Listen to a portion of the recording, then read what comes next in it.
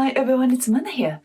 I've noticed some funny little things when I've dated foreign guys, traveled abroad, or even just walked around Tokyo and spotted tourists. Sometimes I'm like, wait, why do they do that? Honestly, I have no idea how to react. Even watching YouTube gives me those moments. These small cultural differences really surprise me sometimes, but they are also super interesting.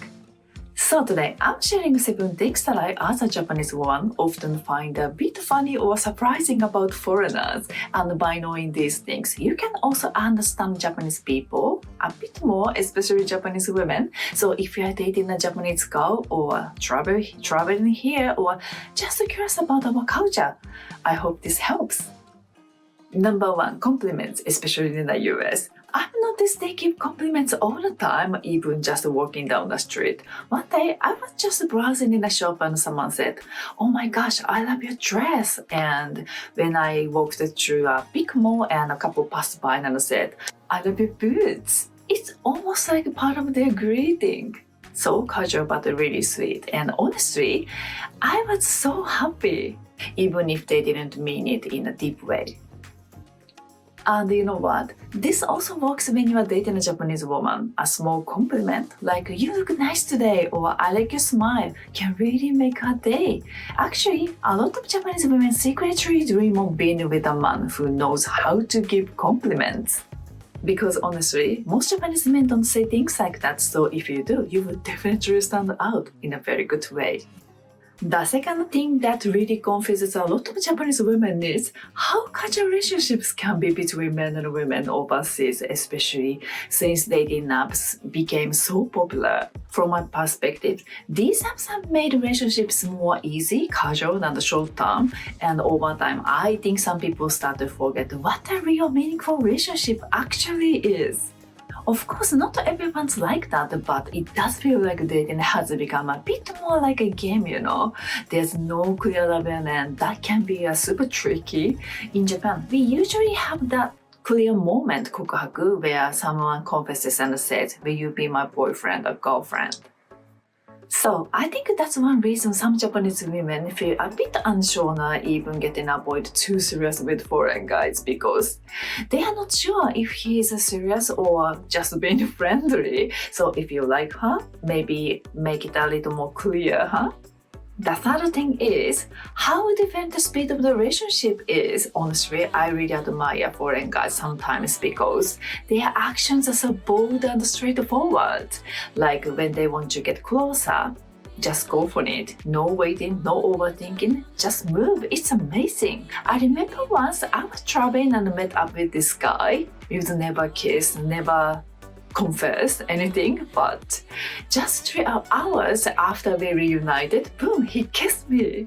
And another guy once gave me a gift, a brand new iPod filled with all his favorite songs. It was so easy to tell how much he liked me. No guessing, no mixed signals, no games. In Japan, things usually move a lot slower. Romantic moments happen more gradually, step by step, as both the man and woman slowly get closer. There's this kind of subtle dance, a mix of timing, feelings, and a little bit of psychological tactics. It might not be as bold or fast, but that slow build-up can be really fun and romantic too. Like you start to wonder, does he like me or should I make a move? That tension can be exciting in its own way. Number 4, the way people order food is totally different. In Japan, when you hang out with your girlfriend or group of friends, we usually share the food. Everyone picks at the dishes together. It feels more social and relaxed. Of course, if you're at a fancy restaurant, you might stick to your own plate, but when I visit the US, my uncle taught me something very different. In Western culture, people usually order their own plate. So when I went on a date with a foreign guy for the first time, I didn't really know what to do. I wanted to try a few things and share like we usually do in Japan, but he ordered his own plate and that was it. For Japanese people, that can feel a bit lonely. We are eating together, but not really share the experience. But at the same time, I get it. You order it and you enjoy it. Still, I kind of miss the Japanese feeling of let's try a bit of everything together. Number 5, the role in a relationship can feel really unclear. In Japan, we still tend to have more defined roles between men and women compared to Western culture. When I look at my cousins' families in the US, both the husband and the wife have big responsibilities with work, housework, and raising kids. They really share everything equally like a team, and I really love that. But in Japan, we still carry a more traditional mindset. Women are expected to support their partner, like cooking for the family or taking care of the kids. And men are expected to protect the family financially and take the lead. These ideas come from a mix of culture, history, and social pressure. It's not always a bad thing. Some people like this structure, but I think this older style can also make relationships harder, and maybe it's one reason why marriage rates are going down in Japan. There's a lot of pressure, especially on women, to fit the role even they are working full time. Number 6. This one is also really interesting, especially in Western countries. A lot of women go shopping, even go on dates, wearing yoga wear, like those super fitted leggings. I saw many women just walking around in yoga pants like it's totally normal, everyday fashion. But in Japan, it's still pretty rare to see someone wearing yoga clothes outside the gym or yoga class. If you walked down the street in Tokyo wearing that, you'd probably feel a bit embarrassed or out of place. People might even stand at you like, did she forget to change? So I couldn't help but wonder, why do so many women wear yoga pants every day? Is it just because they are comfortable, or is it now part of their fashion? And here's a question. How would you feel if your girlfriend showed up on a date wearing yoga wear? And the last thing, I've noticed that many foreigners are really good at joking and making people laugh. Maybe even more than Japanese people. At my restaurant, I've met lots of foreign customers with the same energy. Always cheerful, easy to talk to, and great at making people feel comfortable. In Japan, comedians and people who can find humor in everyday life are super popular. That kind of light-hearted, positive vibe is something we really admire.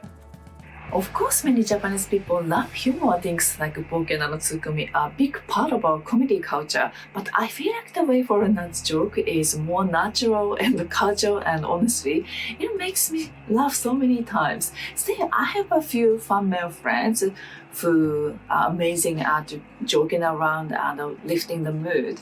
They always make me laugh, and honestly, they are really precious to me. So far, I've shared 7 things that I find a bit funny or surprising about foreigners, and most of them are really lovely, and many Japanese women can totally accept and enjoy the differences. You might have heard that the Japanese government is updating some laws around foreigners who don't follow local rules. But don't get the wrong idea, it's really just about respect. You know the saying, when you're wrong, do as the Romans do. It's the same here in Japan, so if you are interested in Japan and Japanese people, definitely come visit.